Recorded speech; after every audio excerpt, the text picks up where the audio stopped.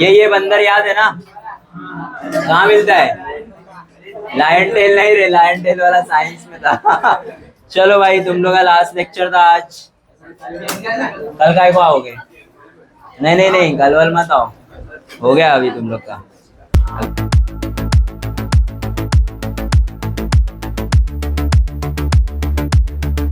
ठीक है।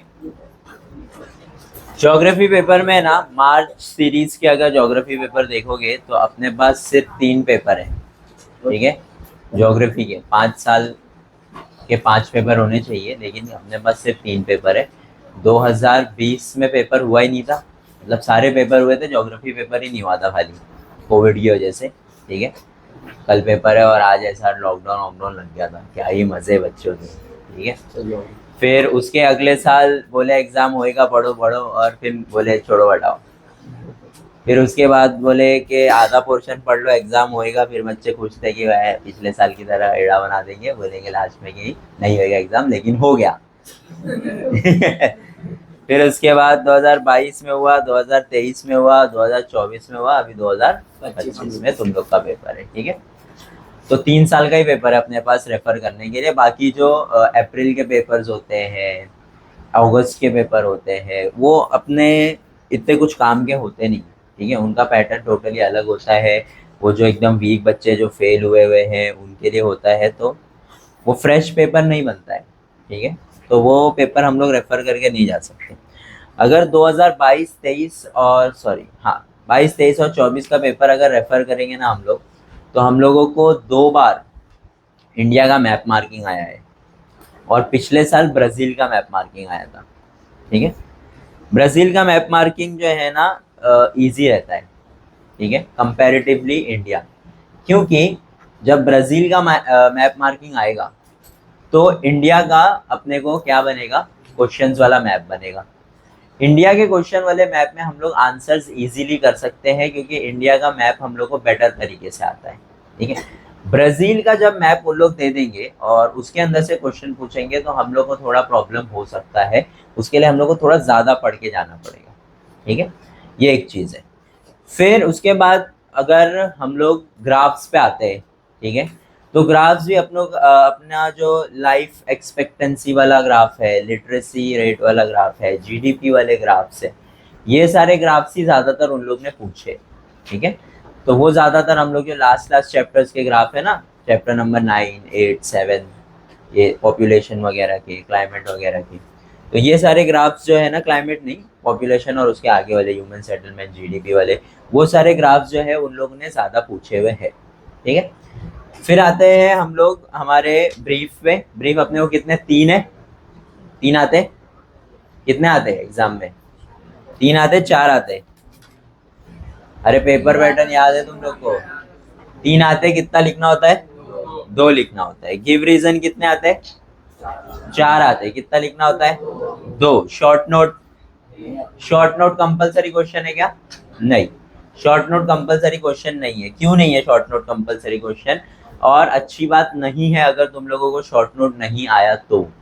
ठीक है, क्योंकि शॉर्ट नोट नहीं आएगा ना तो ऑड मैन आउट आएगा, गिव वन सेंटेंस आएगा, ये सब आएगा। और गिव वन सेंटेंस, ये सारी चीज़ों में जो है आंसर सिर्फ एक ही वर्ड का होता है, एक वर्ड का आंसर। अगर वो आंसर आपका गलत है तो आपको पूरा 1 मार्क्स कट हो जाएगा। जैसे फॉर एग्जांपल कि ब्राज़ील का सबसे, मतलब ब्राज़ील का फेवरेट गेम कौन सा है? ठीक है, फुटबॉल है। आपको नहीं पता ब्राज़ील में क्या खेलते हैं, हम थोड़ी ब्राज़ील के, है ना, तो हम क्रिकेट लिख करके आ गए, तो वो आंसर पूरा क्या हो जाएगा, रॉन्ग हो जाएगा। उसी तरीके से जो अपने पूरे 40 मार्क्स में से ना, स्टार्टिंग के जो 8 मार्क्स है वो हमारे लिए इम्पोर्टेंट है बहुत ज़्यादा, क्योंकि उसमें ही आपके मार्क्स लूज हो सकते हैं अगर लूज होंगे तो। बाकी मैं पूरा बताता हूँ तुम लोगों को फुल मार्क्स कैसे आता है ज्योग्राफी में। बहुत आसान है ज्योग्राफी में फुल मार्क्स लाना, आराम से आता है सबका। ठीक है, हिस्ट्री पेपर में मैंने तुम लोग को रात में मैसेज लिख करके भी भेजा था, मेरे को टाइम नहीं मिला वीडियो बनाने का, तो मैंने रात में मैसेज लिख करके भेजा था कि पेपर भर के आना अच्छे से। क्या तुम लोग ने भरे पेपर? ठीक है। हाँ, इम्पोर्टेंट ज्योग्राफी में भी ये है ना कि हमको उससे कुछ फर्क नहीं पड़ता कि आपके डाइजेस्ट में ये आंसर कितने पॉइंट का था। अगर मैं तुम लोगों को 40 आउट ऑफ 40 के पेपर्स अगर रेफर करवाऊँ ना, तो जिन लोगों को भी 40 आउट ऑफ 40 मिला है उन लोगों ने एक पूरा पेज यूटिलाइज किए हैं एक आंसर लिखने के लिए। अब तुम लोग बोलोगे कि सर हमारे पास डाइजेस्ट में सिर्फ 4 पॉइंट थे इस ब्रीफ आंसर के, हमने 4 पॉइंट लिख दिए, एग्जैक्ट लिख दिए हम लोग ने, ठीक है, फिर भी हमको फुल मार्क्स क्यों नहीं मिल रहा है? क्योंकि आपको क्वालिटी के साथ क्वांटिटी भी प्रोवाइड करना पड़ेगा ज्योग्राफी के पेपर में। पूरा जो अपना सप्लीमेंट का एक पेज है ना, पूरा एक पेज, अभी दूसरे पेज पे जाने की जरूरत नहीं है, ठीक है, इतना बड़ा मत लिख देना कि मजा ही आने लग गया तुमको, दूसरे पेज पे भी पहुंच गए हो, बोले आज तो उसको बताता हूँ मैं ही टेक्स्ट बुक छाप देता हूँ अगले साल की न्यू। हाँ, ऐसा नहीं, ठीक है, क्या करने का, पूरा एक पेज यूटिलाइज करने का, अच्छा, टॉप से लेकर के एंड तक। ये हम लोगों का एक 4 मार्क का आंसर होना चाहिए। पॉइंट कितने, कोई रुकावट नहीं है, 10 पॉइंट बन रहे हैं, 10 पॉइंट बनाओ, ठीक है। हम लोग ऐसा दिमाग लगा रहे हैं अपना कि इसने तो कुछ पूछ लिया है फील्ड विजिट के बारे में, फॉरेस्ट पे फील्ड विजिट पूछा है और इम्पोर्टेंस ऑफ फील्ड विजिट भी पूछ लिया है, तो अपन 4 पॉइंट फील्ड विजिट के लिख देते हैं, 4 पॉइंट इम्पोर्टेंस के लिख देते हैं, क्वेश्चनरी 4 बना लेंगे, 4 4 बन गया, 8 मिल गया, हो गया। नहीं, बनाओ दबा के, जब तक पूरा पेज खत्म नहीं हो रहा है तब तक लिखते रहो पॉइंट्स, सोचते रहो बैठ के। पेपर हो जाता है ना जल्दी, हिस्ट्री पेपर कितना घंटा पहले हुआ, आधा पौना घंटा पहले तो हो ही जाता है हिस्ट्री ये सब। क्यों हो जाता है? क्योंकि इसमें बाहर के क्वेश्चन आते नहीं है, इसमें तुमको अपना कुछ दिमाग लगाना है नहीं, जो तुमको टेक्स्ट बुक में छपा हुआ है वही उठ के आता है। हिस्ट्री में कुछ भी बाहर का आया क्या? कुछ भी आया बाहर का। Same goes for geography, geography में भी कुछ भी बाहर का नहीं आता है, ठीक है।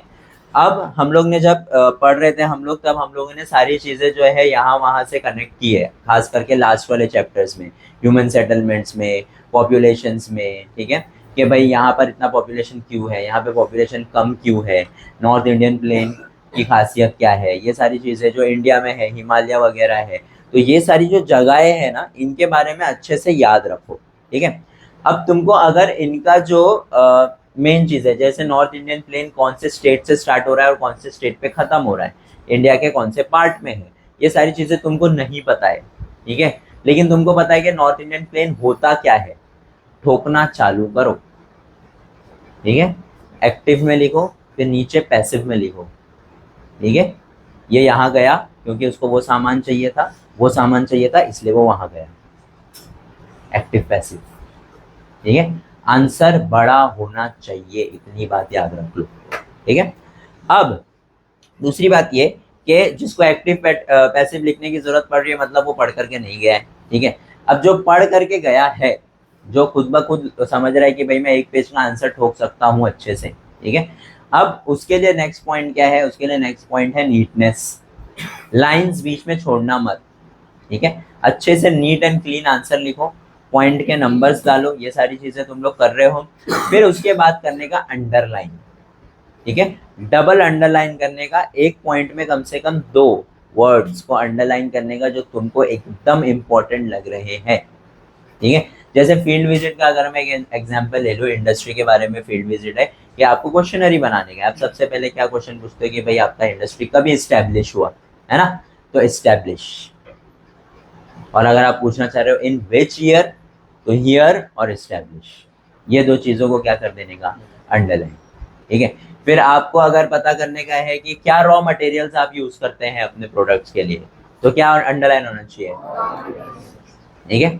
फिर आपका प्रोडक्ट कौन से मार्केट में जाता है, तो समझ में आ रहा है? तो ये सारी चीज़ों को अगर तुम लोग अंडरलाइन करोगे ना, तो फर्क इससे ये पड़ेगा कि तुम्हारा पेपर जो है ना इजीली चेक होकर निकलेगा, तुरंत ऐसा 4 मार्क्स देकर के ख़त्म करेंगे। फिर बात वही आ जाती है कि स्टार्टिंग में आता है 4 एमसीक्यू और उसके नीचे आते हैं 4 मार्क के कुछ भी ऑब्जेक्टिव्स, या शॉर्ट नोट दे देंगे, 1 सेंटेंस दे देंगे, ट्रू और फॉल्स दे देंगे, कुछ भी देते हैं वो लोग, ऑड मैन आउट दे देते हैं, है ना। एक बार ऑड मैन आउट दिया हुआ है, एक बार 1 सेंटेंस दिया हुआ है और एक बार शॉर्ट नोट दिया हुआ है। मार्च के पेपर की बात कर रहा हूँ, ठीक है। सबसे पहली बार में ऑड मैन आउट दिया हुआ था, फिर उसके बाद 1 सेंटेंस दिया हुआ था, पिछले साल शॉर्ट नोट दिए हुए थे, ठीक है। अभी ये साल अभी कुछ बचा तो है नहीं, तो ये तीनों में से कुछ घुमा फिरा के तुमको दे देंगे, ठीक है। लेकिन सब वो 4 मार्क का पूरा एक ही सब क्वेश्चन बनता है, ऐसा नहीं 1 मार्क का कुछ, 1 मार्क का कुछ, 1 मार्क का कुछ, तो फुल कॉकटेल बना के दे दिए तुमको, ऐसा नहीं करेंगे वो लोग, ठीक है। उसके लिए हम लोगों का अच्छे से आंसर को पढ़ना जरूरी है और आंसर के अंदर जो कीवर्ड्स है उनको पढ़ना जरूरी है। समझ में आ गया? ठीक है। अब मैप पे आते हैं।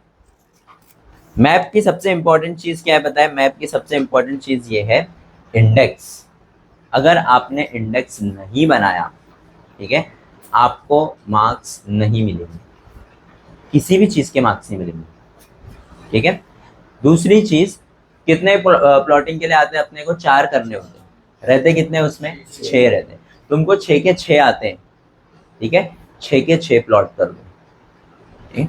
जैसे देखो यहाँ पे हम लोग को जो दिया हुआ है इंडिया के मैप में या कोई भी मैप में, हम लोगों को सिर्फ 4 दिया रहता है ना। बाकी के 2 हम लोगों को क्या करना पड़ेगा? बनाना पड़ेगा। तो ये जो 4 है तुमको पूरे 6 के 6 आते हैं। 1 2 3 4 5 6 एज इट इज, जैसे क्वेश्चन में है वैसे यहाँ पर लिख देने का। अब सपोज, बहुत इंपॉर्टेंट बात, तुमको फर्स्ट वाला आता ही नहीं है। फर्स्ट वाला क्या मालूम क्या है? मुझे नहीं मालूम किधर है ये। ठीक है। सेकेंड वाला आता है, तो यहाँ पर तो आप उसको फर्स्ट ही लिखोगे, है ना। पहले बॉक्स में लिखोगे ना कि सेकेंड बॉक्स में लिखोगे? पहले बॉक्स में लिखोगे, लेकिन नंबर क्या डालोगे? 2। 1 मत डालना गलती से भी, ये गलती कोई करेगा नहीं, पहले ही बता रहा हूँ। ठीक है। जो नंबर क्वेश्चन पे है, ये सेकंड वाली चीज मुझे मार्क करनी है, तो यहाँ पर भी क्या आएगा? 2 आएगा। ठीक है। फिर मुझे 4th मार्क करना है, तो 2 के बाद क्या आएगा? 4 आएगा। फिर मुझे 5th मार्क करना है, 5 आएगा। 6th मार्क करना है, 6 आएगा। अब लिखना क्या है? ठीक है, लिखना क्या है? अभी जैसे तुम लोगों को बोला है, सेकंड वाला क्वेश्चन था capital of India. Capital of India mark करो। कैपिटल ऑफ इंडिया क्या है? न्यू दिल्ली है। ठीक है। अब आपने जो है यहाँ पर न्यू दिल्ली मार्क कर लिए। ठीक है। अब यहाँ पे आपने लिखे 2, यहाँ पे कुछ ऐसा स्टार वार बना दिए, कुछ भी जो भी तुम लोग वहां पे बनाओगे स्टार बना दिए, और यहाँ पे क्या लिखोगे? न्यू दिल्ली, है ना। नहीं, क्या लिखोगे? कैपिटल ऑफ, जो क्वेश्चन में बोला हुआ है तुमको मार्क करने के लिए वही लिखने का। चाहिए तो उसके आगे ब्रैकेट में तुम अपना आंसर लिख दो, न्यू दिल्ली। आया समझ में? लेकिन जो तुमको क्वेश्चन में बोला हुआ है वही लिखने का। ठीक है। इंडेक्स वो तुमको बना करके देंगे ही देंगे 110%। कभी इनकेस तुमको इंडेक्स नहीं आया तो तुमको मालूम है इंडेक्स कहाँ की तरफ बनता है ना, मैप के हमेशा लेफ्ट हैंड साइड नीचे। ठीक है, समझ में आ गया? पक्का? ठीक है। अब अगर कोई स्टेट मार्क करना है हम लोगों को, ठीक है, तो स्टेट मार्क करना है तो हम लोग उसको पूरा क्या करते हैं? कलर करते हैं, या पूरा उसको शेड करते हैं, या पूरा उसके ऊपर क्या बनाते हैं? एक पैटर्न बनाते हैं। लेकिन अगर मुझे पोर्ट मार्क करना है, पोर्ट, ठीक है, कितने पोर्ट है इंडिया में? 3 के 4। चेन्नई पोर्ट है, और मुंबई पोर्ट है, और उसके ऊपर कौन सा है? गुजरात में, पुणे में भी है ना। इधर भी तो है एक पोर्ट, नहीं? अच्छा चलो ठीक है। जैसे मुंबई पोर्ट या चेन्नई पोर्ट मार्क करने का तुम लोग को, ठीक है, तो चेन्नई पोर्ट मार्क करने का तो क्या करोगे? अभी किसी को ऐसा एंकर बनाने आता है, अगर एंकर बनाते हैं ना हम लोग, कैसा बनाता है एंकर? ऐसे ही बनता है ना? उल्टा बना दिया क्या?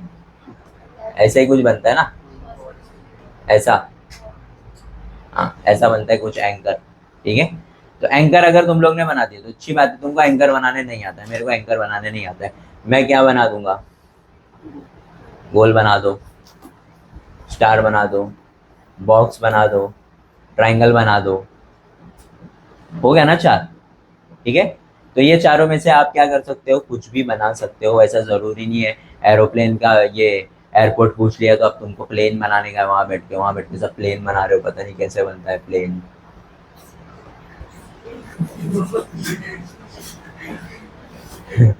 पता नहीं तितली वितली बन गया है।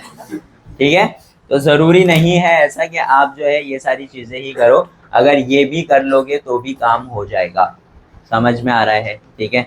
अभी मेन चीज जो अपने को प्रैक्टिस करने का है। अच्छा, इसके बाद तो ये तो चलो मैप मार्किंग हो गया। अब जो मैप के क्वेश्चन आंसर्स होते हैं, ठीक है, मैप के क्वेश्चन आंसर्स में क्या इंपॉर्टेंट लग रहा है तुम लोग को?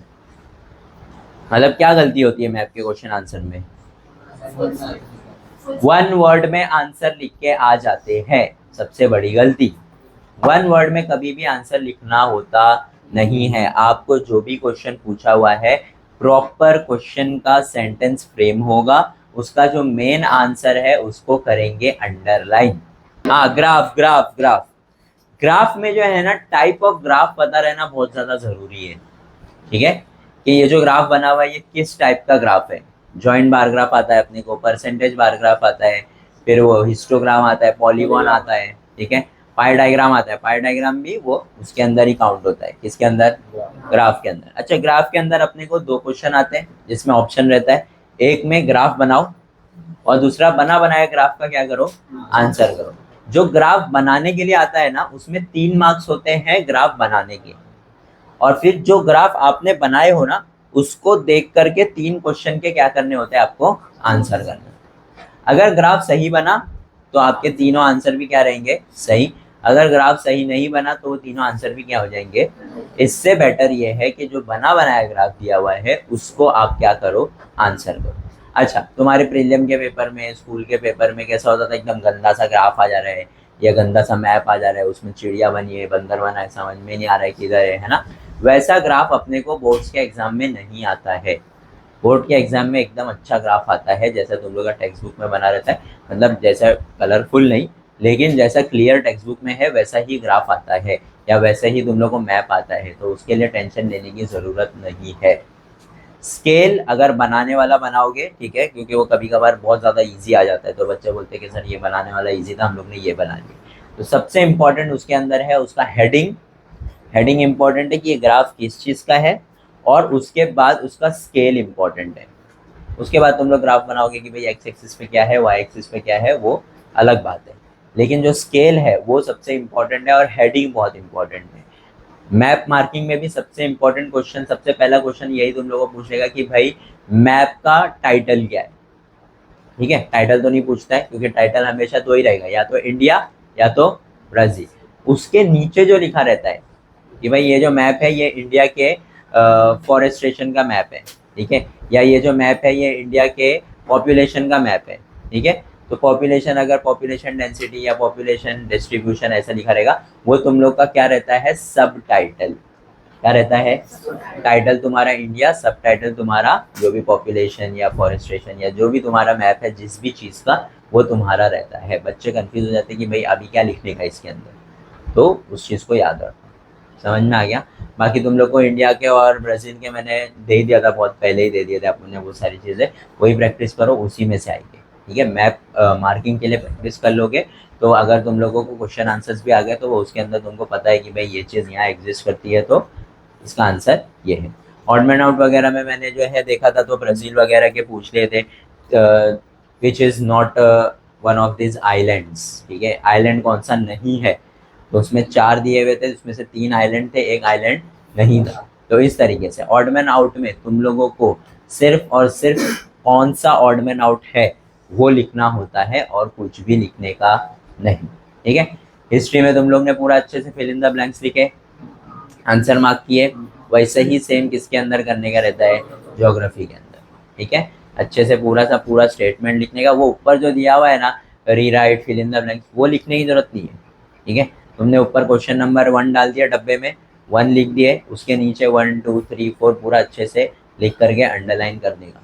अब कुछ बच्चे क्या करते हैं पता है, अंडरलाइन भी करते हैं और फिर उसके बाद नीचे ऐसा आंसर लिख के वापस आंसर भी लिखते हैं।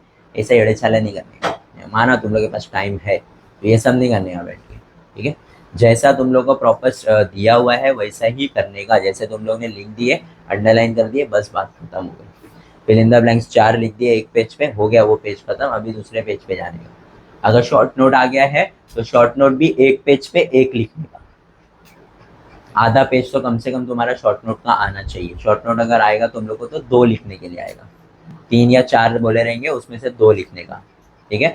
तो पूरा अच्छा आधा पेज यूटिलाइज करने का, क्योंकि 2 मार्क का है ना, ज़्यादा बड़ा लिखो मत, क्या ही लिखोगे ज़्यादा से ज़्यादा। पूछ ले हिमालय के बारे में, तो हिमालय के बारे में तुमको क्या ही मालूम है, ठीक है। तो जितना मालूम है उतना 4 पॉइंट में लिख करके ख़त्म करने का, ठीक है। फिर उसके बाद नेक्स्ट पेज पे आने का, नेक्स्ट पेज पे सेकंड वाले आंसर का 4 पॉइंट लिखने का और ख़त्म करने का। तुमको लग रहा है कि मुझे थर्ड वाला भी अच्छे से आता है, अभी मत लिखो, उसके लिए जगह छोड़ दो, क्योंकि हम लोगों को आगे गिव रीज़न लिखने का है बड़ा बड़ा, और हम लोग को आंसर इन डिटेल लिखने का है बड़ा बड़ा। उसके बाद अगर तुम्हारे पास बच रहा है टाइम, वापस आओ, जो पेज छोड़े हो उसके ऊपर लिख लो, और अगर पेज छोड़े हो और नहीं लिखने का, नहीं मजा मन मन नहीं कर रहा, हो गया मेरा 10वीं से मन उग गया है, ठीक है, अब मैं परे हो चुका हूँ इस सब चीज़ों के, तो उसको कट कर दो, कोई दिक्कत नहीं। ठीक है, इम्पॉर्टेंट बात यह है कि लास्ट पेपर है और बहुत ज़्यादा मराठी पेपर से भी ज़्यादा मोटिवेशन लगता है कल के एग्ज़ाम के लिए पढ़ने के लिए, क्योंकि एक तो ज्योग्राफी पेपर है ना, ज्योग्राफी पेपर तो तुम लोग लेफ्ट हैंड से लिखते हो। दूसरी चीज ये कि अब कौन पढ़ेगा भाई, अब कितना पढ़े हम, चेहरा सूख गया हमारा पढ़ पढ़ के, है ना। ठीक है, तो नहीं, एक लास्ट पेपर बचा है, पूरा अपना 100% उसके अंदर झोंक दो, फिर उसके बाद भूख भूख जो फाड़ फोड़ के फेंकने का, जाओ अपने टेरेस पे बनाओ एरोप्लेन, फेंको, जो करने का है करो, जिसमें मजा आ रहा है तुम लोग को करो, जो करने का है। ठीक है, कोई तुम लोग को अभी 2-2.5 महीना पढ़ने के लिए बोलने नहीं वाला है, 3 महीना बोलता, लेकिन रिजल्ट तुम लोग का जल्दी आने वाला है। ठीक है, तो तो तुम लोगों को कोई कुछ नहीं बोलने वाला है कि भाई अभी पढ़ रहा क्यों नहीं है, उमर की मम्मी उसको बोल रही नहीं है पढ़ने को, उमर खुश है, उमर वैसे भी नहीं पढ़ रहा था लेकिन अभी उसकी मम्मी भी तो नहीं बोल रही ना पढ़ने के लिए, तो वो ऐसे ही खुश है। ठीक है, तो कुछ भी कल के बाद तुम लोग आने के बाद कोई कुछ बोलने नहीं वाला, तुम लोग ऐसा मिस करोगे कोई कुछ बोल रहा क्यों नहीं है, अभी क्या करने का है क्या करना है इस दुनिया में कुछ समझ में नहीं आ रहा है। ठीक है, पहले डर डर के मजे कर रहे थे, अब बिना डरे मजे कर रहे हो। ठीक है, तो एक पेपर बचा है, बस आज का दिन है, इसको निकाल लो। ठीक है, पढ़ के अच्छे से, जितना भी तुम लोगों ने पूरा साल ज्योग्राफी पढ़े हो उसको रिवाइज करो, बैठ करके आंसर्स पढ़ो। ज्योग्राफी के अंदर हिस्ट्री की तरह कुछ भी रट्टा मारने की ज़रूरत नहीं है। ठीक है, आंसर को हमने तुमको समझा दिया है, तुम्हारे दिमाग में पूरे आंसर्स बैठे हुए हैं, उसको अपनी बेस्ट वर्जन ऑफ इंग्लिश में, अच्छी इंग्लिश मतलब अच्छी इंग्लिश में उसको लिखो और बड़ा बड़ा कर करके लिखो। ठीक है, जिसने भी, लास्ट बात याद रख लो, इसके बाद अपन इम्पोर्टेंस पे जाते हैं, जिसने भी वर्ड टू वर्ड लिखने की कोशिश किया डाइजेस्ट का, उसको फुल मार्क्स नहीं मिलते, इतना याद रख लो। ठीक है, ज्योग्राफी वैसे सब्जेक्ट है ही नहीं कि आप वर्ड टू वर्ड लिखो, वो सब साइंस वाइंस में अपन कर रहे हैं कि भाई प्रिंसिपल्स दिए हुए वर्ड टू वर्ड लिखना है, डेफिनेशन दिया हुआ है वर्ड टू वर्ड लिखना है, इसके अंदर ऐसा नहीं है। अगर उनको ऐसा लगा, क्योंकि कैसा होता है पता है, ज्योग्राफी हिस्ट्री ऐसे सब्जेक्ट्स होते हैं ना जो एकदम रट्टू तोते होते हैं ना, वो रुकते हैं ऐसे सब्जेक्ट के लिए कि भाई साइंस वाइंस तो अपना नहीं गया इतना खास, हिस्ट्री ज्योग्राफी में फेल देंगे भाई, 80 में से 80 आ जाना चाहिए। ठीक है, तो इन लोगों का, तो इन लोग प्रमोट करते ही नहीं है रटने वालों को। ठीक है, तो इन लोग क्या करते हैं, इन लोग देखते हैं कि भाई एकदम एग्जैक्ट आंसर्स कैसे लिख रहा है ये। ठीक है, तो क्या करते हैं इन लोग उसके, हाँ चलो दे दो 3 दे दो, 3.5 दे दो ऐसा। ठीक है, अब वो 3.5 करके 1 मार्क्स यहाँ कट गया, फिर आ जाओगे गिव रीजन में, गिव रीजन में भी आधा आधा कट कर दिया, शॉर्ट नोट लिख रहे हो उसमें आधा आधा कट कर दिया, और किसी चीज़ में तो कट नहीं कर सकते ये लोग। ठीक है, तो यहाँ वहाँ कट करके तुमको सीधा सीधा 36-37 पे पहुँचा देंगे। ठीक है, अभी कल ही जस्ट मैं ना अपने सुपरवाइजर से बात कर रहा था, उनका हो गया, मॉडरेटर है वो, उनके पास पेपर चेक करके आते, बोले मेरा हाईएस्ट, मैं बोला मैम आपका हाईएस्ट कितना है, बोले 79 मेरा हाईएस्ट है।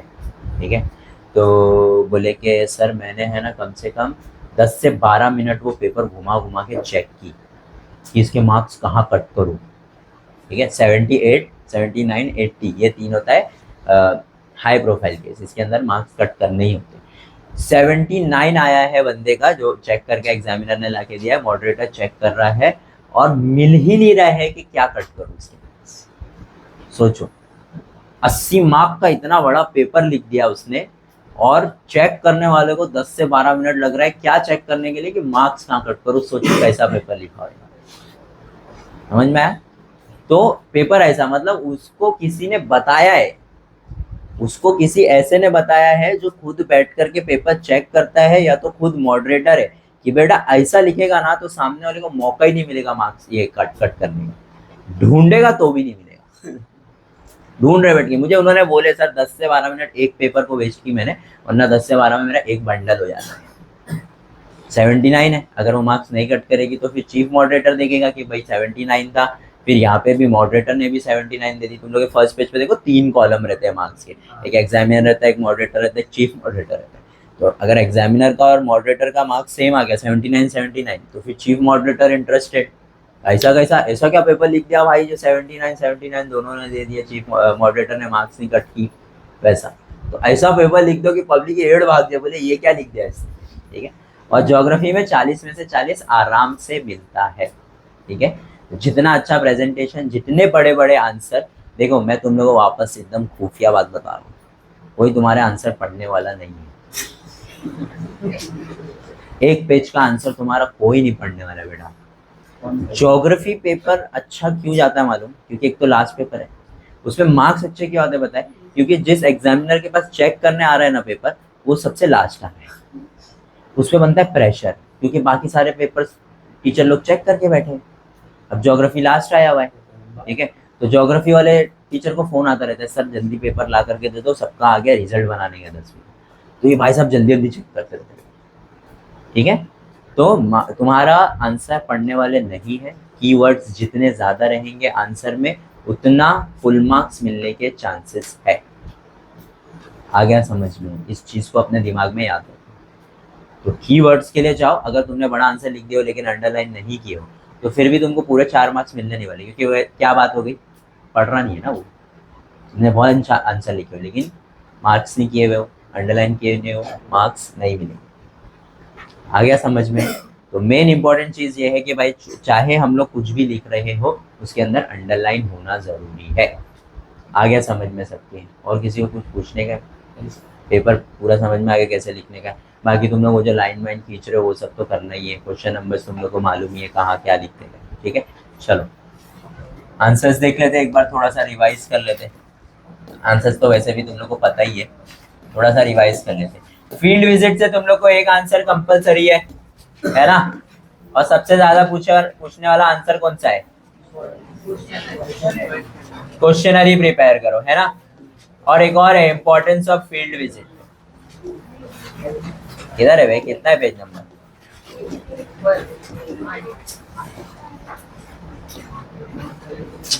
ये है ना?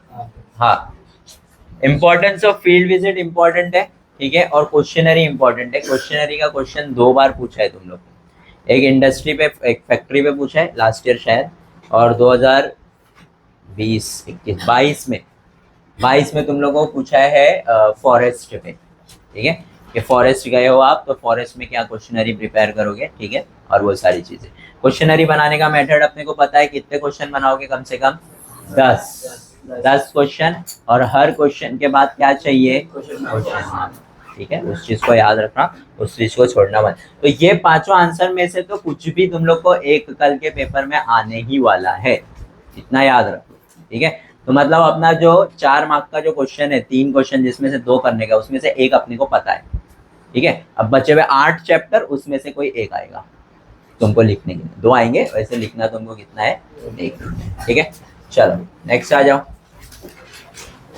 इसके अंदर क्या इंपॉर्टेंट है? Difference between. एक क्वेश्चन तुम लोग को डिफरेंस बिटवीन पे भी आएगा। क्लाइमेट डिफरेंस बिटवीन हो सकता है, पॉपुलेशन डिफरेंस बिटवीन हो सकता है, ठीक है। ये सारी चीजें तुम लोग को एक क्वेश्चन ब्राजील और इंडिया का डिफरेंस बिटवीन का कहीं पे भी वो लोग डालेंगे ही डालेंगे, ठीक है। तो इसके अंदर क्या क्या इंपॉर्टेंट है? ब्राजील का इंडिपेंडेंस और इंडिया का इंडिपेंडेंस, ये दोनों आंसर एक में ही है क्या? हाँ, ये इंपॉर्टेंट है इसके अंदर कि क्या क्या हुआ उसके अंदर। इंडिया ने क्या क्या फेस किया प्रॉब्लम इंडिपेंडेंस के बाद, और ब्राजील ने क्या क्या फेस किया। अच्छा, ब्राजील किसके रूल के अंदर था? पोर्चुगीज, ठीक है। और इंडिया ब्रिटिश। कितने साल के लिए? ये कितने साल के लिए था? और ये इनको पता ही नहीं चल रहा था कि हम लोग किसी के रूल के अंडर है। तो इन लोग बोले कर लो 300 साल, हाँ कोई बात नहीं, कर लो ऐसा, ठीक है, ठीक है। तो हियर इंपॉर्टेंट है, और क्या इंपॉर्टेंट है कि किसके रूल के अंडर थे, ठीक है, वो चीज इंपॉर्टेंट है इसके अंदर। फिर उसके बाद क्या इंपॉर्टेंट है? फिर इंडिया ने वॉर लड़ा, पार्टीशन हो गया, फिर वॉर लड़ा, और फिर और क्या हुआ? फाइनेंशियल क्राइसिस हो गया, ड्रॉट पड़ गया, सूखा उखा पड़ गया था। ये सारी चीजें अपने साथ एक ही साथ हो गई सब कुछ इंडिपेंडेंस के बाद, ठीक है। तो वो सारी चीजें हुई। ब्राजील में क्या क्या हुआ? ब्राजील में ज्यादा कुछ बारिश वारिश का टेंशन नहीं है, खाली फाइनेंशियल क्राइसिस, ये सारी चीजें हुई उसके अंदर, ठीक है। तो ये हम लोग का कंपैरेटिव नोट हो गया, ठीक है। और कुछ इसके अंदर और कुछ इंपॉर्टेंट है। फिजियोग्राफी में आओ। फिजियोग्राफी मतलब क्या? नदी, समुंदर, पहाड़, तो बेसिकली ये जो है ये हमारे लिए किस चीज के लिए इम्पोर्टेंट है बच्चों? ग्राफ के लिए इम्पोर्टेंट है, ठीक है, मैप मार्किंग के लिए। तो इसका मैप मार्किंग अच्छे से पढ़ के जाना, और ये सब जो है ना ये सब पढ़ के जाना अच्छे से। हाँ, ये सब ऐसा याद कर लेना, अपने छोटे भाई बहन को ऐसा दे देना बुक, बोलना सुन मेरा, हाँ ऐसा, ठीक है। Differentiate between physiography of Brazil and India, differentiate between, जितने भी क्वेश्चन है वो सब अच्छे से पढ़ के जाना, क्योंकि एक ना एक तो तुम लोग को पूछता ही है, ठीक है। इसके अंदर में है ना तुम लोग को अमेजोन रिवर एक बार आया हुआ है, हिमालय एक बार आया हुआ है, और इसके अंदर दिया हुआ नहीं है, लेकिन great Indian north Indian plain, great escape, north Indian plain, north Indian plain तुम लोग को एक बार आया हुआ है। और ये क्वेश्चन पूछा है एक बार, what measures are been taken to control pollution in rivers of India. अब ये हॉट टॉपिक चल रहा है ना, नहीं?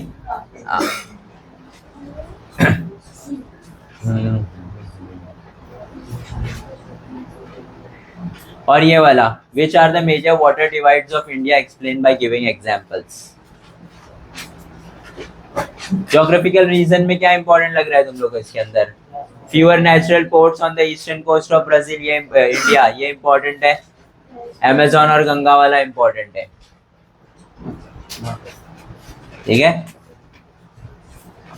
ये आइडेंटिफाई द करेक्ट ग्रुप, इसमें क्या करने का रहता है? आंसर कैसा लिखने का रहता है इसका, अगर ऐसा कुछ आ गया तो? तीन तीन चीज दी हुई है, ठीक है।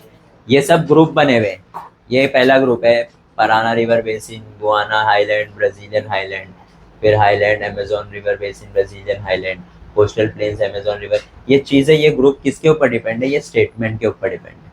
देखो क्या बोल रहे थे, ऑर्डर बताने का है कि पहले नॉर्थ से वेस्ट जाते टाइम और साउथ से ईस्ट जाते टाइम पहले क्या आता है? नॉर्थ से वेस्ट, नॉर्थ मतलब ऊपर और वेस्ट मतलब नीचे। कौन सा बाजू? इस तरफ ना, अर्जेंटीना की तरफ कि समुंदर की तरफ? समुंदर कौन सा है ब्राजील में?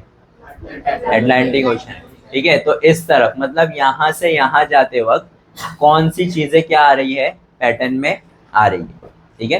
तो आइलैंड है ना ऊपर, क्या है इसका आंसर? ये है ना, हाईलैंड है, फिर उसके बाद अमेजोन रिवर बेसिन आ रहा है, फिर ब्राजीलियन हाईलैंड आ रहा है, ठीक है। इस तरीके से ये अच्छे से पढ़ने का इसके अंदर। The rivers of Brazil are north flowing, तो नॉर्थ फ्लोइंग का रिवर मतलब का मतलब क्या है कि हर रिवर उसका कहाँ की तरफ फ्लो होता है? ऊपर की तरफ फ्लो होता है, ऊपर जाता है, ठीक है। तो इसमें से कौन सा रिवर आ रहा है, वो सारी चीजें ये इंपॉर्टेंट है, ये एक बार अच्छे से पढ़ के जाना, क्योंकि ये तुम लोग को एमसीक्यू के नीचे पूछ सकता है। आ जाओ क्लाइमेट पे, आ जाओ।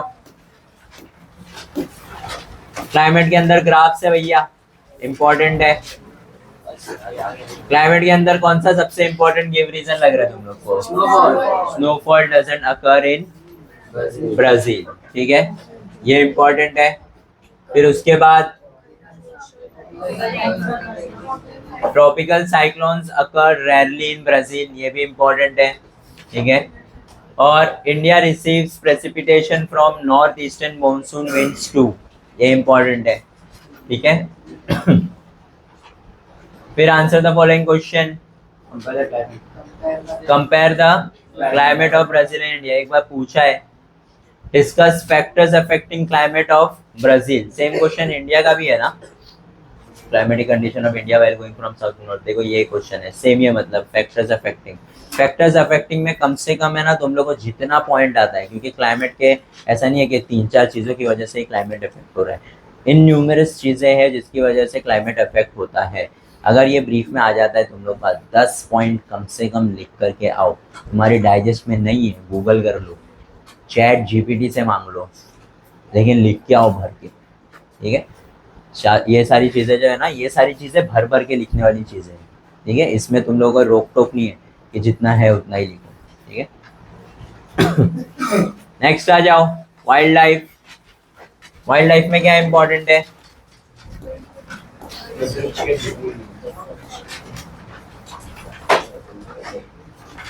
हाँ, इसके अंदर आंसर इन शॉर्ट्स है, environmental issues faced by Brazil and India, ये इंपॉर्टेंट है। फिर Why does deciduous type of vegetation occupy most of India? ये important question है.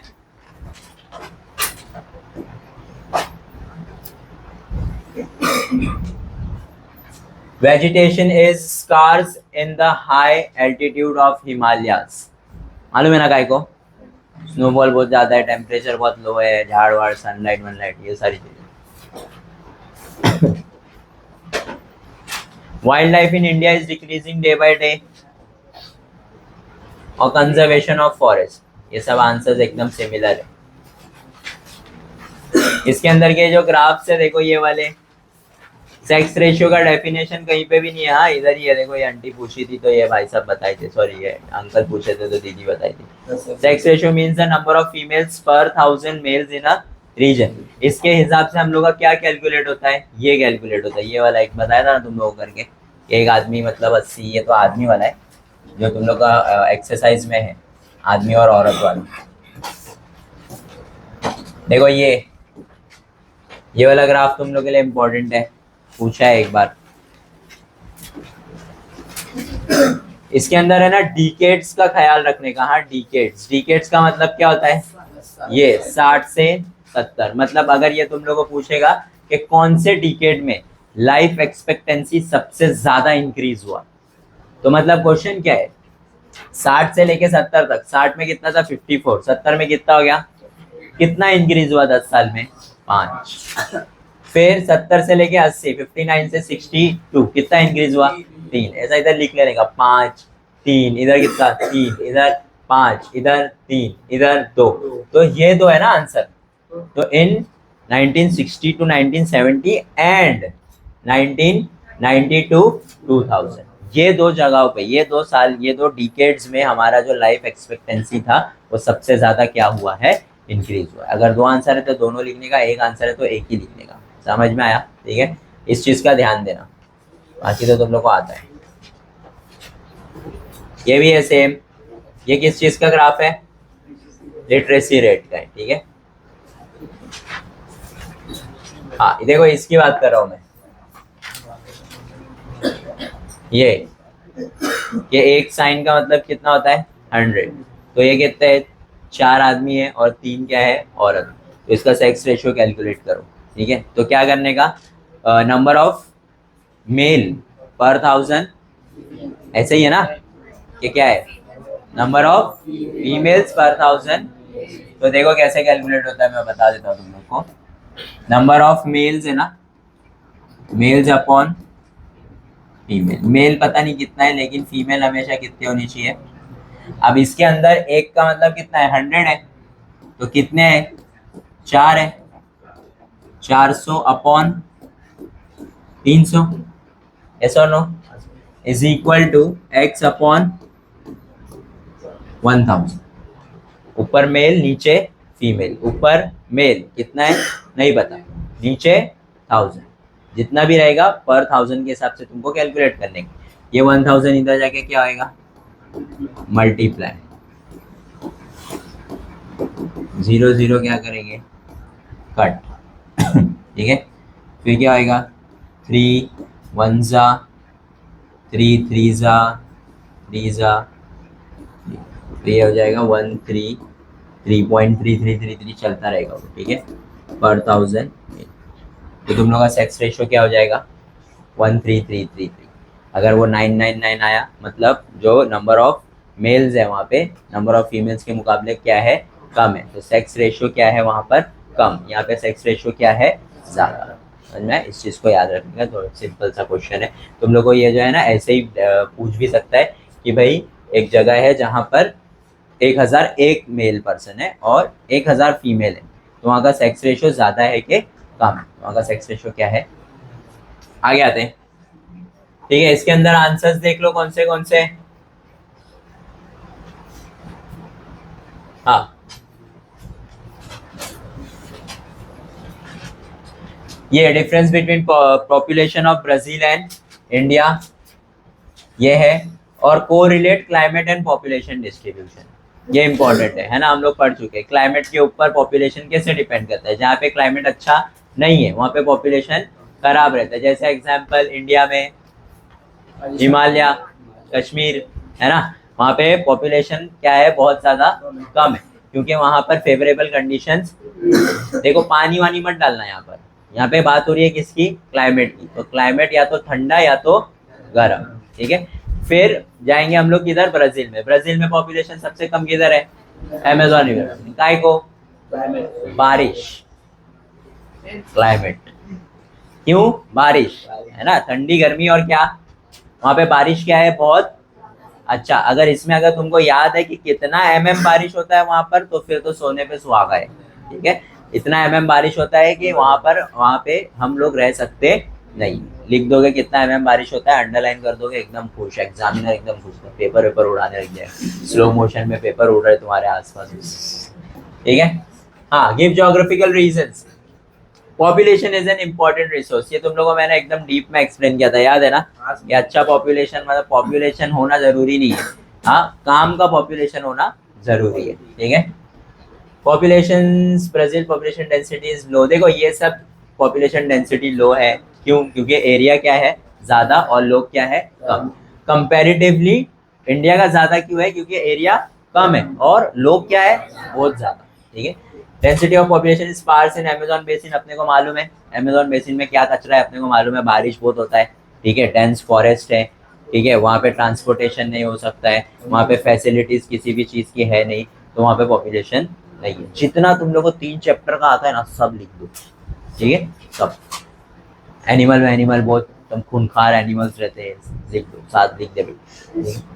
Population density is high in Ganga plain. Ganga plain की क्या बात है भाई, वहाँ का लैंड बहुत अच्छा है, ठीक है, लैंड अच्छा है तो वहाँ पे फार्मिंग बहुत अच्छा है, फार्मिंग बहुत अच्छा है तो वहाँ पे इंडस्ट्रीज है, इंडस्ट्रीज है तो वहाँ पे ट्रांसपोर्टेशन है, ऊपर से वो टूरिस्ट प्लेस है, और टूरिस्ट प्लेस है तो फिर वहाँ पर जॉब अपॉर्चुनिटीज क्या है, ज्यादा। वेल देने का भाई, जमीन से चालू करने का, आसमान तक पहुंचा देने का, समझ में आया, ठीक है। चलो हो गया ना ये, आ जाओ। क्या है ये, ह्यूमन सेटलमेंट, मतलब पब्लिक किधर ज्यादा रहती है ना। हाँ, तो कहाँ रहती पब्लिक ज्यादा, नगर में तो है ही पब्लिक यार, आओ कभी इफ्तारी से पहले पता चलेगा, ठीक है। Availability of water is a major factor affecting settlement, पानी की वजह से, है ना। पानी में तुम लोग एग्जांपल दे चुका भाई, 20-22 साल पहले मीरा रोड में पानी नहीं था, एकदम कचरे के भाव घर बिकते थे, एकदम कचरा, ये 6-5 लाख 4 लाख ऐसे में 2 BHK मिलता था, 4 लाख रुपए में 2 BHK। 4 लाख रुपए में बगमैन आ रही है टॉप मॉडल, नहीं मुझे नहीं मालूम, मेरे पास, ठीक है।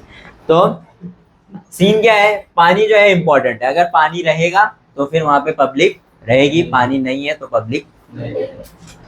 In Brazil majority of population is found in the eastern coastal area, वहां पे पानी होएगा, है ना, है कि नहीं है, अबे है भाई मजाक थोड़ी कर रहा हूँ। ईस्टर्न कोस्टल एरियाज में क्या है, पानी अच्छा है, वहाँ का क्लाइमेट अच्छा है, वहाँ की जमीन अच्छी है, ट्रांसपोर्टेशन अच्छा है, और खूंखार जानवर भी नहीं है ना। कोई एनाकोंडा नहीं है, साथ बोल रहा है मुझे अकेले निकल पाएगा क्या, एनाकोंडा बोले माफ करो, ठीक है, सांस अटक जाएगी मेरी।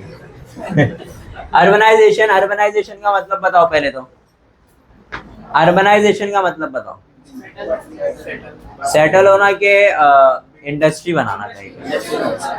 Urbanisation is increasing rapidly in India, काय को, क्योंकि कुछ कुछ स्टेट्स या कुछ कुछ क्या है वो सिटीज ही ऐसे हैं जहाँ पर जॉब अपॉर्चुनिटीज क्या है, बहुत ज्यादा, तो वहां पर जॉब अपॉर्चुनिटी ज्यादा होने की वजह से लोग वहां पे जाकर के क्या हो जा रहे, बस जा रहे। Settlement are sparse in north eastern Brazil, sparse मतलब फैला हुआ एकदम, ठीक है। ये हो गया डेंस, डेंस का अपोजिट क्या होता है, स्पार्स, ठीक है। तो क्यों है भाई वहां पे सबसे इंपॉर्टेंट, नॉर्थ मतलब अमेजोन, ठीक है, नॉर्थ मतलब क्या, अमेजोन, अमेजोन है वहां पर, फिर और भी बहुत सारी चीजें हैं, उनको हम लोग निगलेक्ट करते हुए आगे बढ़ेंगे अमेजोन के बारे में पेल दो, अमेजोन के बारे में बताया ना क्या क्या है, सब लिख देने का, ठीक है। Except Delhi and Chandigarh, urbanisation is low in other parts of India, India के अदर पार्ट में दिल्ली और चंडीगढ़, सबसे पहले तो दिल्ली और चंडीगढ़ आता है नॉर्थ इंडियन प्लेन, ठीक है, जमीन एकदम क्या है, सपाट। चंडीगढ़ इज फर्टाइल, अब दिल्ली में फर्टाइल होगा भी तो नहीं पता चलेगा ना बेटा, वहाँ बिल्डिंग बनी हुई है, रोड बना हुआ है, वहाँ पे क्या उगा रहा है तू जाकर, केजरीवाल उड़ा देगा बेटा तुझे। सीएम चेंज हुआ ना दिल्ली, अपने को क्या है। हाँ अबे अभी तो हुआ, बेचारे को जेल में रखे थे इतनी देर तक। दिल्ली एंड चंडीगढ़, ठीक है। तो दिल्ली में क्या है, दिल्ली में एक्चुअली कैपिटल ऑफ इंडिया है, ठीक है। दिल्ली ही सबसे पहले डेवलप हुआ, डेवलप हो गया, इतना डेवलप हो गया कि पब्लिक भर गई वहाँ पे, ट्रैफिक रहता है, अभी कुछ डेवलप ही नहीं हो पा रहा है, ये क्योंकि पब्लिक जा ही नहीं पा रही कहीं पे भी, चल के जाना पड़ रहा है लोगों को, ठीक है। और चंडीगढ़, चंडीगढ़ में फार्मिंग वगैरह सारी चीजें होती है, ठीक है। तो इंडस्ट्रीज वगैरह क्या है वहाँ पर ज्यादा है। सबसे इम्पोर्टेंट नॉर्थ इंडियन प्लेन पे है, रेलवेज का फैसिलिटी बेस्ट है। रेलवे का फैसिलिटी क्या रहता है, तुम लोग लोनावाला ट्रेन से जा सकते हो क्या? नहीं, क्योंकि वो है ना पहाड़ है, पहाड़ पे ट्रेन कैसे चढ़ाओगे? अच्छा ट्रेन चढ़ रही है ऐसा देखिए कभी ऐसा चढ़ते हुए। ट्रेन के लिए क्या चाहिए, सीधी जमीन चाहिए, ठीक है। जैसे मीरा रोड पे खड़े रहोगे तो दहीसरा स्टेशन दिखना चाहिए, ऐसा ऐसा नहीं है कि नीचे जाकर दहीसरा दिख रहा है, ऊपर दिख रहा है, वो दिख रहा है, सीधा होना चाहिए, है ना। तो रेलवे वहाँ पे बहुत अच्छा है। रेलवे वहाँ पे अच्छा होने की वजह से क्या, रेलवे फास्ट होता है, ठीक है। जैसे आपको यहाँ से जाने का है अगर चर्च गेट, तो आप 40-45 मिनट्स में पहुंच जाते हो। अगर वही बाय रोड जाओगे तो 1.5 घंटा लग जाएगा, 1.25 घंटा लग जाएगा, ठीक है।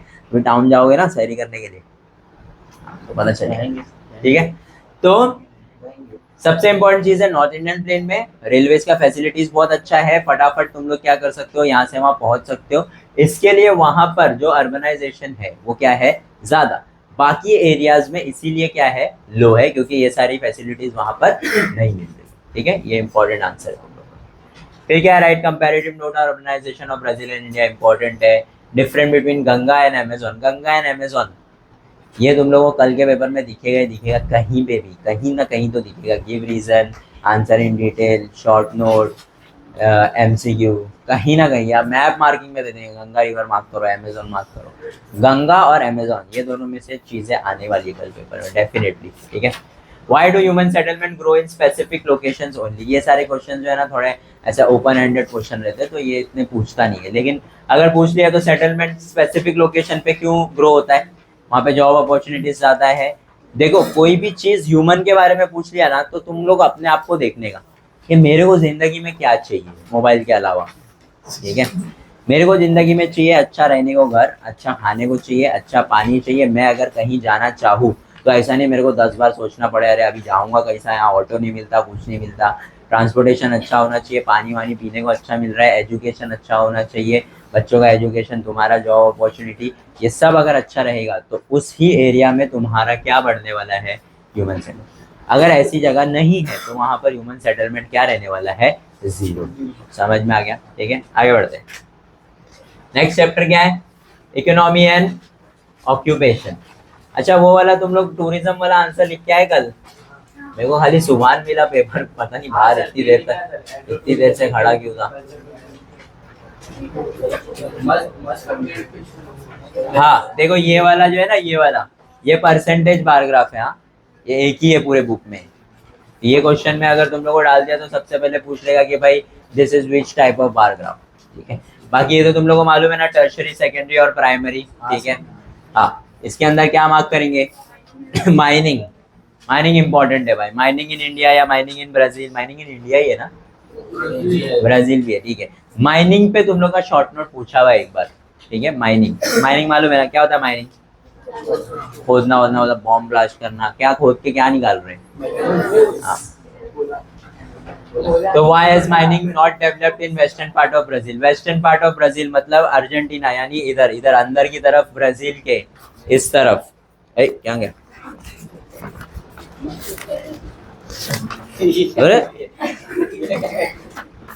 यहाँ यहाँ इस तरफ ब्राजील के, यही है ना वेस्ट पार्ट, हाँ ब्राजील के इस तरफ माइनिंग क्यों नहीं डेवलप हुआ है,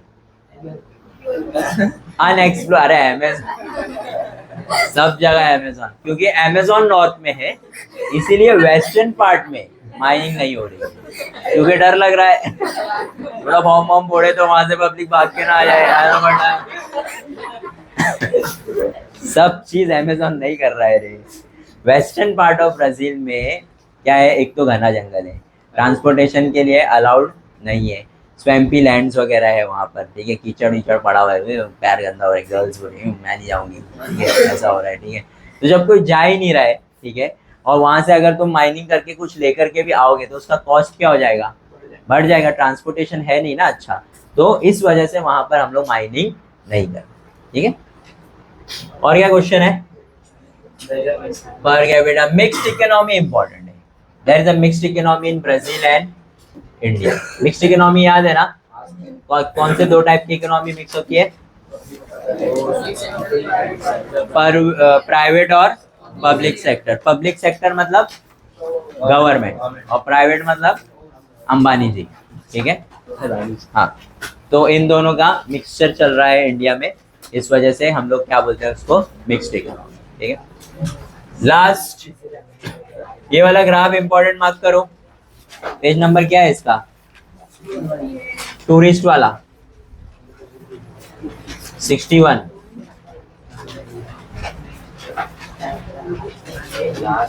अरे इधर सब गए थे, ये देखो भाई, ये सब इंपॉर्टेंट है, ये इसके पोर्ट्स और इसके एयरपोर्ट्स। पेज नंबर क्या है इसका, 63। फिर उसके बाद ये इंडिया का, देखो इधर है, कोलकाता में एक पोर्ट है, विशाखापट्टनम, चेन्नई, कोचीन, मुंबई, ये देखो इधर बोल रहा था मैं, है पोरबंदर, सुनते नहीं तुम लोग मेरी बात, ये देखो इधर है पोरबंदर, मुंबई, कोचीन, चेन्नई, विशाखापट्टनम और कहा गया भाई, कोलकाता। फिर इसके अंदर ये चिल्का लेक, ये देखो इधर, ये आया है एक बार मार्किंग को, चिल्का लेक अलग से देखो एक जगह बनी हुई है, ऐसा ही है ना, ये लेक चिल्का है, चिल्का नहीं, यहाँ। फिर और क्या पूछता है, अंडमान निकोबार, ठीक है, अंडमान, और ये Lakshadweep, Arabian sea, bay of Bengal, Indian ocean, फिर नेबरिंग कंट्रीज, इंदिरा पॉइंट सबसे नीचे वाला पॉइंट, ऐसा स्केल से नाप के देख लो, ठीक है। कन्याकुमारी क्या है, आइलैंड नहीं है, ठीक है, नीचे है वो, लेकिन उससे नीचे कौन है, तिरुवनंतपुरम, का के लिए इम्पोर्टेंट है,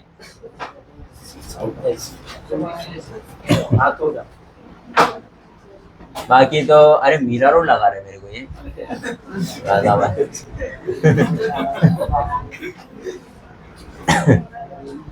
सबसे ऊपर क्या है अपना श्रीनगर, और सबसे नीचे क्या है, कन्याकुमारी, ठीक है। एयरपोर्ट देख लो, बड़े बड़े एयरपोर्ट जितने भी आईपीएल की टीम है, मुंबई, चेन्नई, राजस्थान, और क्या रहे, पंजाब, अरे जो आईपीएल नहीं जीती, क्या नाम है, बैंगलोर ये साल जीतेगी, ये साल जीतेगी, फिंगर क्रॉस, ठीक है। ये मैप एक बार आया एग्जाम में बलते में, क्या बता रहा है ये, टाइम बता रहा है, टाइम जोन, ब्राजील के कितने टाइम जोन है, इंडिया के कितने टाइम जोन है, टाइम जोन के ऊपर एक आंसर है, क्या है वो आंसर, एक ही टाइम जोन होना जरूरी क्यों है ना। ये देखो, ये याद रख लो, हाँ, ये latitudinal and longitudinal distance of India and Brazil both. Tropic of Cancer तो मालूम है ना तुम लोग को, गुजरात से चालू होता है, क्या गुजरात से चालू होता है और यहाँ तक जाता है, पता नहीं क्या है ये सब। अच्छा, ट्रॉपिक ऑफ कैंसर का एक और है कि ट्रॉपिक ऑफ कैंसर कौन से स्टेट से गुजरता है, ये लिखवाया हूँ मैंने, ये भी इंपॉर्टेंट क्वेश्चन है, वन सेंटेंस अगर तुम लोग कल आया तो उसमें पूछ सकता है, इंपॉर्टेंट क्वेश्चन है ट्रॉपिक ऑफ कैंसर। और ये सब डिस्टेंस वगैरह, इंडियन स्टैंडर्ड टाइम जो है वो कहाँ से नापते हैं अपन, जगह क्या है, मिर्जापुर, तौबा रमजान में सब। हाँ, answer in short, factors attracts more tourist in Brazil, difficulties, railway system in Brazil, which means of communication has expedited the field of communication। ये तो इतना खास इंपॉर्टेंट नहीं है, बाकी ए और भी इम्पोर्टेंट है, ठीक है। फिर उसके अंदर डिफरेंशिएट बिटवीन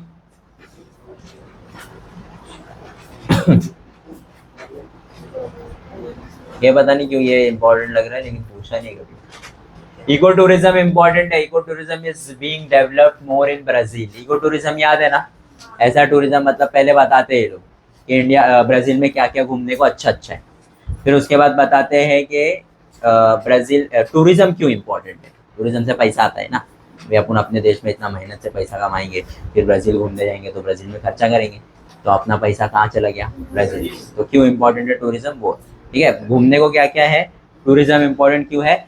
फिर टूरिज्म इम्पोर्टेंट है लेकिन पब्लिक आ रही है, कानपुर से पब्लिक चली गई, गुटका उटका थूक रही है वहां जाके, ठीक है। तो ये सारी चीजें होनी नहीं चाहिए, मॉन्यूमेंट्स खराब हो रहे हैं वहां पे, ठीक है। तो इको टूरिज्म ये ऐसा टूरिज्म जो हमारे एनवायरनमेंट को क्या ना होने दे, खराब ना होने दे, हमारे मॉन्यूमेंट्स को खराब होने ना दे, ऐसा टूरिज्म हम लोग प्रमोट कर रहे हैं। उसी को क्या बोलते हैं अपन, इको टूरिज्म। इसीलिए ब्राजील में इको टूरिज्म क्या हो रहा है, ज्यादा डेवलप हो। वहां पे लोग भले ही काले हो सकते हैं लेकिन बीचेस एकदम गोरे हैं, ठीक है। Development of transport is important for countries progress. काय को ऐसा, काय को ट्रांसपोर्टेशन काय को डिपेंड कर रहा है इंडिया के उस पे। हाँ तो ऐसा लिखने का, अरे जब ट्रांसपोर्टेशन ही नहीं हुई, क्वेश्चन है इसको इंग्लिश में कैसे करेंगे, इंग्लिश में कैसे, अरे को इंग्लिश में क्या बोलेंगे, इंग्लिश को अरे में कुछ नहीं बोल सकते, अरे लिखो, ठीक है। अरे when transportation is not there, how will India progress. फिर थोड़ा इंग्लिश हिंदी में लिख दो आप भी ना।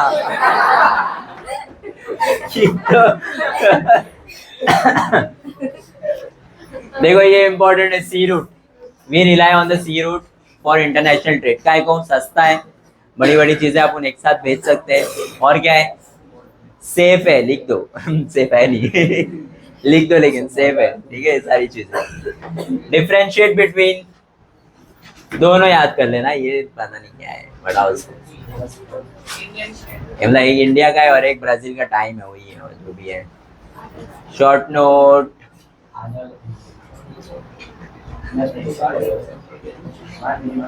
इम्पोर्टेंस ऑफ स्टैंडर्ड टाइम कर लेना। हम बढ़ चुके हैं इम्पोर्टेंस ऑफ स्टैंडर्ड टाइम के, भाई एक ही स्टैंडर्ड टाइम रहना जरूरी क्या है। दिल्ली से निकले 4 बजे, मुंबई में आए तो भी 4 ही बज रहा है। हाँ, क्या हो रहा है, टाइम ट्रेवल कर रहा है, सारी चीजें, ठीक है। नीचे नीचे जाते जा रहे, टाइम चेंज होता रहता, इफ्तारी कर ही नहीं पा रहे। खाली सहरी पे जिंदा है, ठीक है। चलो खत्म, ठीक है। अबे ये किनारे पे क्या कर रही है, ये बंदर याद है ना, कहाँ मिलता है, लायन टेल नहीं रे, लायन टेल वाला साइंस में था। चलो भाई तुम लोग का लास्ट लेक्चर था आज, कल काय को आओगे, नहीं नहीं नहीं कल वल मत आओ, हो गया अभी तुम लोग का।